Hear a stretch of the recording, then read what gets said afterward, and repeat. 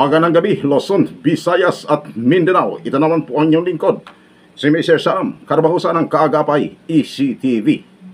Wow! Lalo na sa mga kababayan natin dyan sa labas ng bansa, mga OFWs. Sana inyo pong mapapanood itong aking video ngayon. Dahil ito po ay napakalagang mga bagay ang ating pag-usapan ngayon. Alam niyo mga kababayan, mga kaagapay, kahapon, July 26, 2024, may na-receive naman akong tawag magmula sa labas ng bansa, magmula sa ating founder ng OFW Advocates, na kung saan sa napakaraming mga OFWs na natulungan diyan sa labas ng ating bansa, na kung saan itong mga OFWs kadalasan, mga kaibigan, mga agapay, halos walang pakialam ang kanilang mga agencies diyan sa labas ng bansa. Pag nagka-problema, ang daming mga chichiburitsi na mga sinasabi bago aksyonan ang problema ng ating mga kababayan ng mga OFWs. Yung mga distress OFWs na nagkaroon ng problema doon sa kanilang mga employers, mga kaagapay, ang daming mga matitigas na ulo na mga naka-assign dyan sa counterpart ng mga agencies dito sa Pilipinas, na kung saan sila inassign dyan sa labas ng bansa upang makatutok sa problema ng mga OFWs na napaalis ng kanilang agency dito sa Pilipinas. Ang purpose, matulungan yung mga OFWs just in case of emergency. Alam niyo ba mga kaagapay, mga kaibigan, sa napakaraming mga OFWs natin na sa oras na nagka-problema, pag sila ay tumatawag sa kanilang mga agencies dyan, or FRA na tinatawag, yung tinatawag na Foreign Recruitment Agency, hindi lahat agad nabigyan ng agarang aksyon ang kanilang problema. Sa halip ng tutulungan nila yung mga OFWs, pinapahirapan pa. Kung kaya, bakit yung mga agencies dito sa Pilipinas na tumutulong sa ating mga kababayan na makaalis upang makapagtrabaho sa labas ng bansa, mas lalong napapahamak? Bakit? Dahil sa simpleng problema, nung nag-umpisa pa lamang, dapat alam na nila kung ano ang kanilang mga papel dyan. Kadalasan dyan, mga Pilipino lang din eh.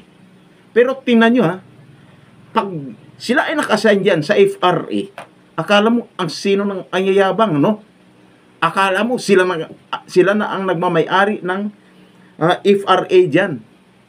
Mas marunong pa sila sa mga nagmamay-ari ng mga recruitment agencies. Kaya kung bakit marami mga agencies, mga kaibigan, mga kaagapay, na napapahamak dahil sa kanilang pagkukulang. Pagkatapos, itong malupit pag humingi yung mga OFWs ng tulong sa kanila, pinapadaan pa sa takutan. Katulad na lamang kahapon mga kaagapay, katulad nitong si Nicole Azores, Nicole Azores. Nakita ko ang kanyang post sa Facebook, sa social media, na humingi ng tulong. Dahil ito siya ay galing na sa kanyang employer, Alam niya kung ano ginawa sa kanya. Matagal na itong binabastos ng kanyang amo. Na-inform ng agency sa FRA. Alam niyo ba anong nangyari? Halos wala pang alam ang agency dito sa Pilipinas. Ang mahirap, nung humingi ng tulong at na-rescue na ng sinasabing agency doon, actually ang sabi ito ang sabi lang ng magulang ni Nicole na taga Pampanga, ang nag-rescue sa kanila walang iba kung hindi ibang agency na kung saan hindi po talagang yung counterpart ng agency dito sa Pilipinas. Banggitin ko na pangalan ng agency, mga kaibigan, mga kaagapay. Itong Top High Recruitment Agency na matatagpuan sa Ermita, Manila. Ang agency nitong si Nicole Azores. 8 months na, mga kaagapay, na nagtatrabaho sa labas ng bansa. 8 months. So ngayon, nagka-problema, pinapahirapan nitong loko-loko na employer kasi gusto nung umalis. Kasi nga, itong pambabastos na ginagawa umano ng kanyang employer, hindi niya na matiis. So ang ginawa, pinayagan nga nung may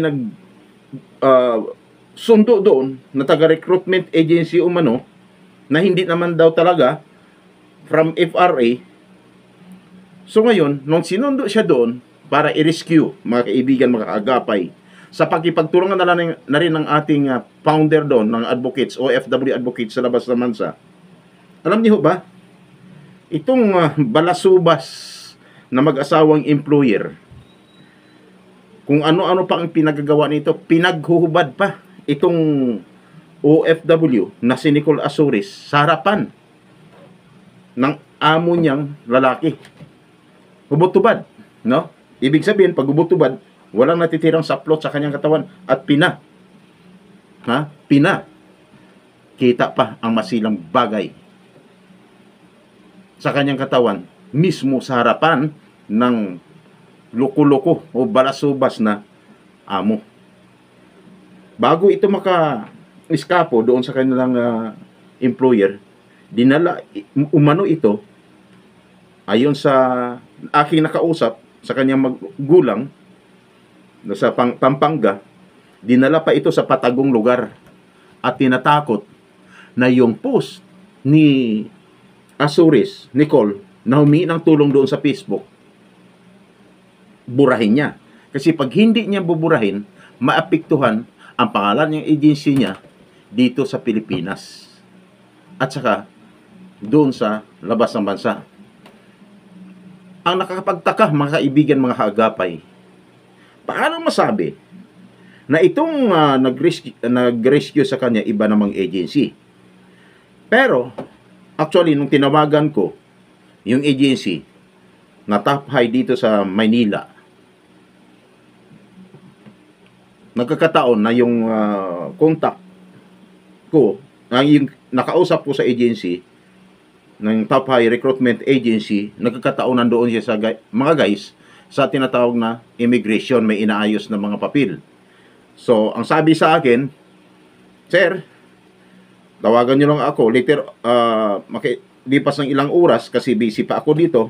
Pero nung tinawagan ko, siguro busy kasi nga medyo may kalakasan pa ng hangin, hindi na sumasagot sa aking mga tawag. Pero okay na, papasalamat itong kay sa Ma'am Flor, no? Ma'am Flor ng Top High Recruitment Agency. Dahil ito ay nagre-reply naman sa akin nung aking tinawaga at tinitext na kung maaari ma-actionan agad ang problema nitong si Nicole Azores. So nag-reply naman at nakipagtulungan naman. In short, nakipagtulungan naman, no? Then ito, pagdating ng mga mag-alas 12 ng gabi, another complaint naman nang galing sa labas ng bansa. Itong si isa pang OFW, no, na nagrereklamo, may problema din pala. Itong si Hora Centeno. Nung sinabi ko, ma'am, mayroon pang isang OFW na 35 years old, no, nasariya din. So baka pwede try nyong tawagan ang inyong FRA, yung agency nyo doon, kasi isa rin ito sa may mga problema.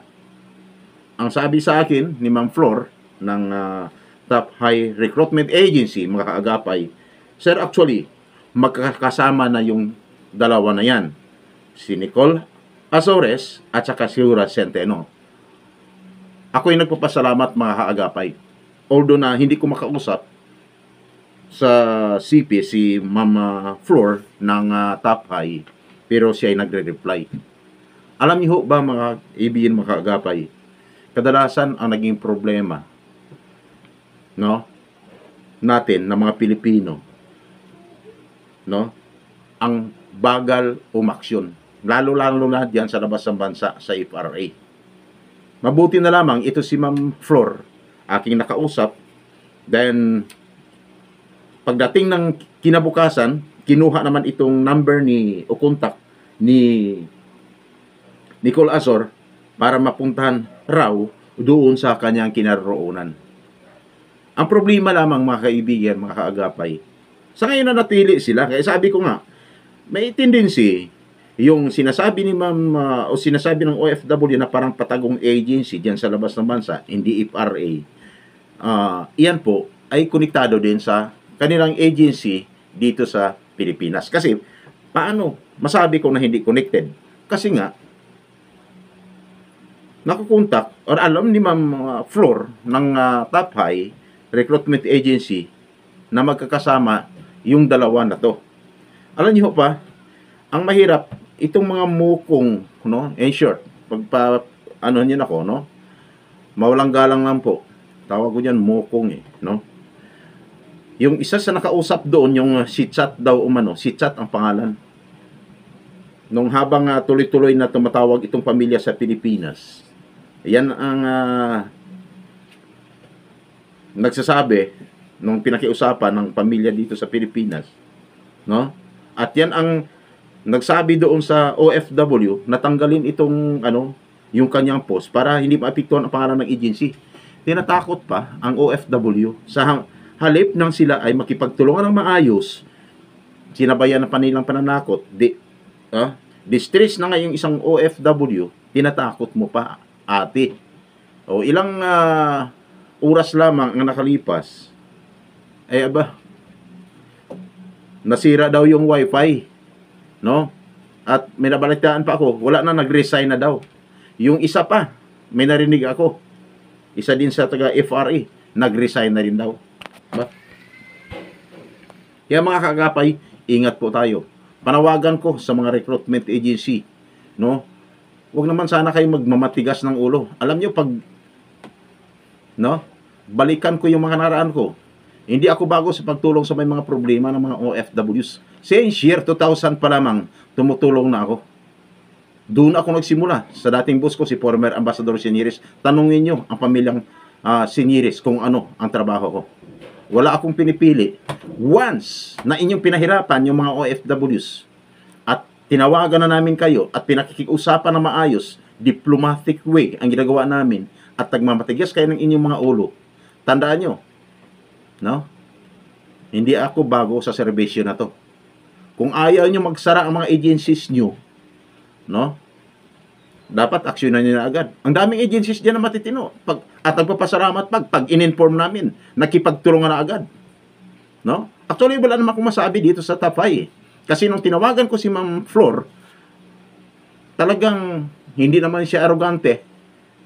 Talagang nagre-reply sa akin at maayos na naman kausap. Ilang segundo lang lamang nakausap po. Maayos naman kausap. Yan ang gusto namin sa mga agencies. Pero yung nagmamatigas, tandaan nyo, isusurprise ko kayo. Isusurprise ko sa iyo. May magreklamo lang sa amin. Karagdagan pa. Pagpasensyahin nyo na. Babalikan ko yung mga nakarang trabaho ko. Magugulat kayo.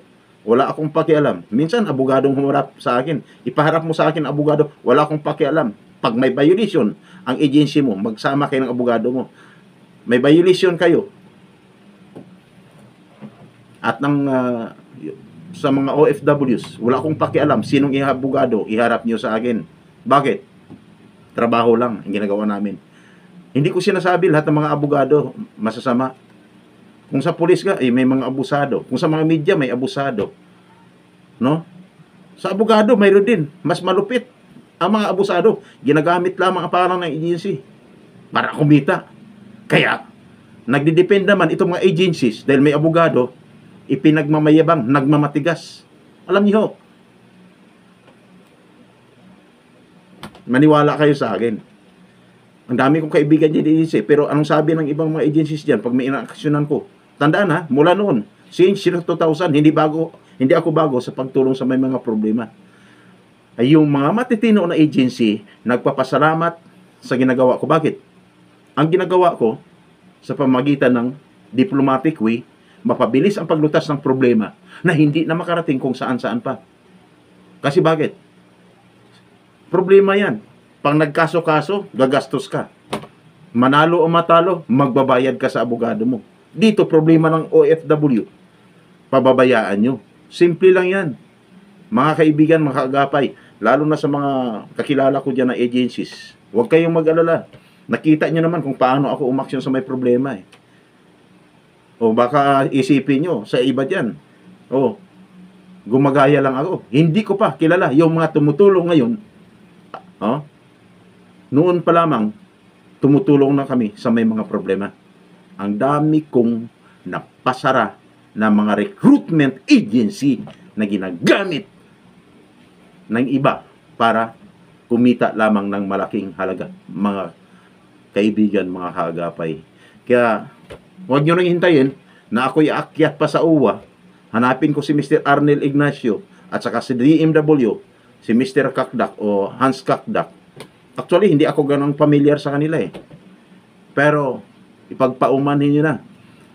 Sir Arnel, wala ka pa sa uwa, sir. Marami na kaming natutulungan. Marami dyan gumagamit sa mga pangalan ninyo. Pati dyan sa POA, maraming gumagamit sa pangalan ng DMW. Kung kaya, mas lalong natagalan ang paglutas sa mga problema ng mga OFWs. Kunyari, tumutulong sila, kaagapay na sila ng OFW, sila naman, kaibigan nyo, pero hindi nyo alam, mayroon palang may problema doon sa labas ng bansa, no? Mga OFWs na hanggang ngayon, hindi pa rin napauwi ng Pilipinas. Yan po. Kaya sa mga gumagamit sa mga pangalan ng mga may katungkulan diyan sa mga ahensya ng gobyerno, medyo kunting ingat po kayo. Kasi once na may reklamo at nasalisihan kayo namin, bagsak nyo NBI. Guys, itaga nyo sa bato kung ako'y nagsisinungaling sa dami naming napasara ng mga abusadong agency dahil lamang sa panggagamit nitong mga ano tong tawag nito, mga impacto bang tawag niyan, no? In short, mga illegal recruiters, no? Kaya problema ng OFWs, damay pati agency dahil sa panggagamit ng itong mga loko-loko na mga recruiter, no? Ang dami kong kaibigan diyan ng mga recruiter sa Manila, pero hanggang ngayon nandiyan pa rin eh. Pero yung iba, nako, dapat kayo ng mga agencies, kunting ingat po kayo. Kasi bakit? Kung kaya, yung mga OFW sa labas naman sa pagdating doon, hirap na hirap pag oras sa may mga problema. At paalala lang po, no? Sa mga OFWs, kung kayo may problema, sisiguraduhin nyo na totoo inyong problema kasi kaya kayo dumaan sa training or orientation seminar bago umalis, nandoon lahat eh. Yung tinatawag na sign agreement or yung contract, no? Yung bilateral agreement na inyong pinirman, nakalagay doon. Ay dumaan kayo ng PIDOS, dapat aralin nyo. Kunting problema, dapat marunong kayo. Adjustment ang kailangan mga mahal namin ng mga OFWs pagdating sa labas ng bansa. At pag medyo nakita nyo talagang violation na talaga, yung taliwas na doon sa pinirmahan ninyo na kontrata, yan ang pag-inform nyo sa inyong agency. Huwag kalimutan, ang unang inyong tawagan, hindi kung sino-sino. Hindi yung FRA dyan, dito sa Pilipinas. Kasi bakit? Kadalasan dyan, mga FRA o yung Foreign Recruitment Agency, aba, may nakapagtimbre sa akin ha. Kasabwat daw ang mga doon daw sa pulo, kasabwat daw, at saka yung employer. Yan ang sabi ng iba. Hindi ko sinabi na tagang kasabwat kayo. May nagsabi lang sa akin. Kaya dapat magiging maingat. OFWs, kung ikaw ay hindi pa OFWs, may plano ko palamang mag-apply, magtrabaho sa labas sa bansa, dapat sisiguraduhin mo, tibay ang loob, no? Matapang ka, at dapat mayroon kang paninindigan. Kasi hindi po madali ang pagiging buhay OFW pagdating sa labas ng bansa. Maraming salamat mga kaagapay. Kaya ang aking panawagan diyan sa mga OFW sa labas ng bansa, i-inform ang inyong agency. Mas maganda dito sa Pilipinas eh. Hindi yung FRA dyan eh. Bakit? Ito ang pinagmulan ng inyong pag-alis para kayo makarating diyan sa labas ng bansa. At huwag kayo bastang maniwala, marami daw tumutulong. Wala namang aksyon, no? Wala namang aksyon, puro lang pa-viral, no? So maraming salamat mga kaibigan, mga kagapay, sa mga OFWs na dumanas ngayon ng paghihirap diyan sa labas ng bansa, laging magdasal, no, magtiwala sa poong may kapal. Yan po ang inyong sandata. Kailangan meron kayong sapat na proteksyon pag nadyan kayo sa labas ng ating bansa. Mabuhay po kayo at magandang gabi sa inyong lahat. God bless.